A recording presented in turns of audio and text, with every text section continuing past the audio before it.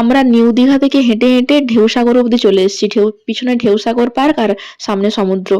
ওখানে আমরা অনেকক্ষণ বসে আছি, প্রায় 2 ঘন্টা হয়ে গেল। যেতে তো ইচ্ছেই করছে না, মনে হচ্ছে এখানেই রয়ে যাই। তারপর আমরা একটা জীবন্ত শাক দেখতে পেয়েছিলাম। ভাগ্যের ব্যাপার। বেড়াবে কেমন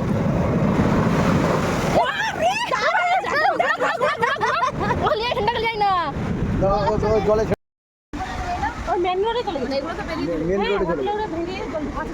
জলটা পড়ছে।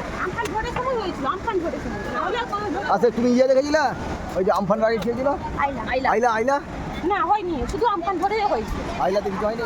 আইলাতে ইয়েটা ছিল সাগর দ্বীপে, সাগর ইয়ে হয়েছিল আইলাটা, ওখান থেকে উৎপন্ন হয়েছিল। না এখানে বিয়ে হয়েছে? না না বাড়িতে উড়িষ্যা আমফান নেই এখানকার ঘর আমার একটা বন্ধু আছে।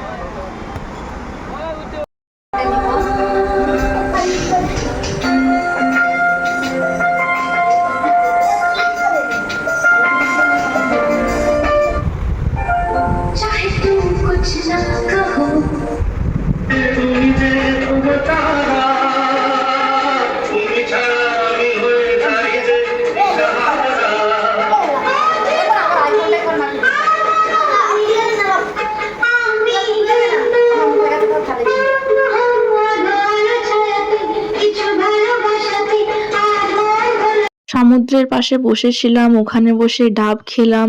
তারপর এসে আমি ছর্দি বঞ্চিয়ে ছর্দির রিলসগুলো টিভির মধ্যে দেখছিলাম। এত বড় স্ক্রিনে কখনো দেখিনি তো। তারপর আমার এত পরিমাণে মাথা ব্যথা শুরু হয়ে গেল আর পেটে ব্যথা, কি বলবো। আমি তো রাতের সমুদ্রটা দেখতে পেলামই না, খুব মিস করলাম। তো আমি শুয়ে শুয়ে মহাভারত দেখছিলাম। ওরা আমার জন্য ভুট্টা পোড়া কিনে এনেছিল, ওটাই আমি খেলাম।